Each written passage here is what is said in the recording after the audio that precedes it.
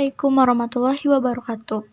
Perkenalkan, nama saya Aprilia Nuranisa dari kelas 10B SMK Madani Kota Bandung.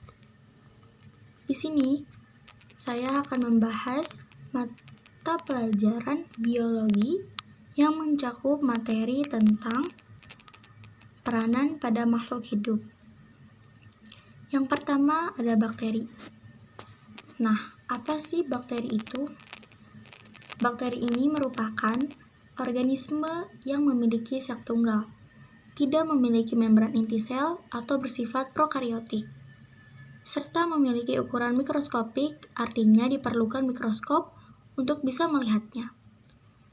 Struktur sel bakteri tergolong sederhana jika dibandingkan dengan makhluk hidup lainnya. Tidak hanya itu saja, bakteri juga mempunyai peranan tersendiri. Nah, di sini kita akan membahas tentang bakteri yang berperan menguntungkan bagi makhluk hidup. Yang pertama ada di bidang pertanian, yang kedua ada mencerna makanan, yang ketiga menghasilkan antibiotik, vitamin, enzim, dan hormon.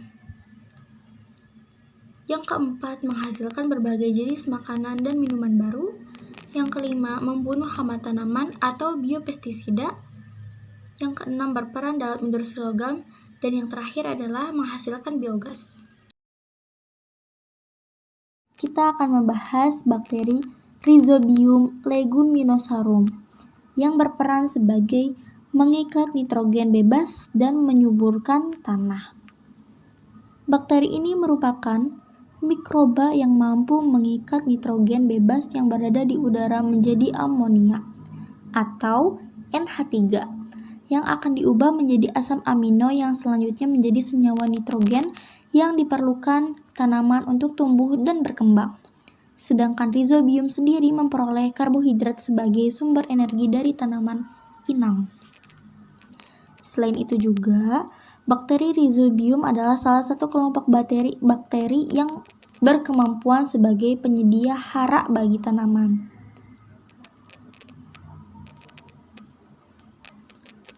Nah, pemanfaatan Rhizobium ini dalam produksi pertanian dilakukan melalui 1. Pemeliharaan dan peningkatan kesuburan tanah dengan memanfaatkan mikrobia yang berperan dalam siklus nitrogen atau mikrobia penambat nitrogen, mikrobia amonifikasi, nitrifikasi, dan denitrifikasi.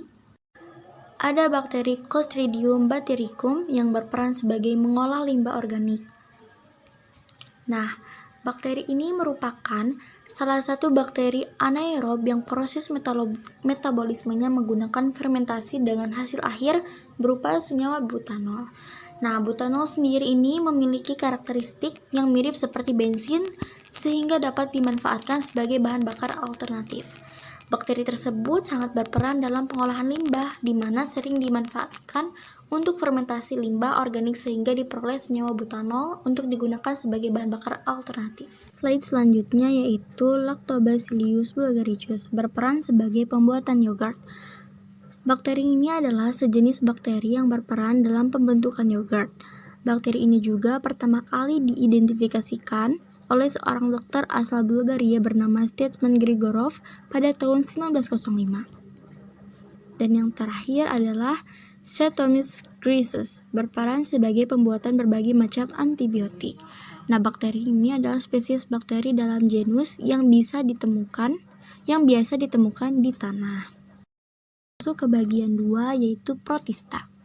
Protista merupakan organisme eukariotik karena inti sel penyusun tubuhnya dilindungi oleh membran inti.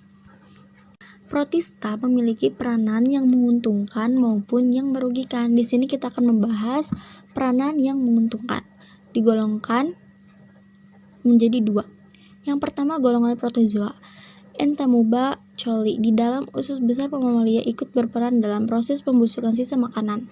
Foraminifera mempunyai kerangka luar dari zat kapur dan fosilnya dalam jumlah tertentu dapat membentuk endapan tanah Globigerina yang dapat digunakan sebagai petunjuk adanya minyak bumi. Ada juga Radiolaria mempunyai kerangka dari zat kersik Radiolaria yang mati akan meninggalkan cangkangnya dan membentuk tanah radiolaria yang dapat digunakan sebagai bahan penggosok.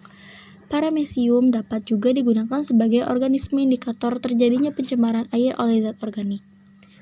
Ada juga golongan algea atau ganggang. Zooplankton di ekosistem perairan sebagai besar adalah protista berklorofil yang berguna sebagai makanan ikan dan arthropoda air. Selain itu juga, chlorella selain berperan sebagai produsen di ekosistem perairan, juga dapat digunakan sebagai bahan dasar pembuatan protein sel tunggal atau bisa disebut dengan PST. Digunakan pula untuk suplemen makanan, obat-obatan, dan bahan kosmetik. Dan ada juga porphyra atau alga merah, digunakan sebagai suplemen makanan. Dan yang terakhir, Rhodymenia palmata atau alga merah yang digunakan sebagai sumber makanan. Sekian yang dapat saya sampaikan. Mohon maaf apabila ada salah kata, pengucapan, atau kalimat, atau bahkan tidak dimengerti. Mohon maaf apabila kesalahan. Assalamualaikum warahmatullahi wabarakatuh.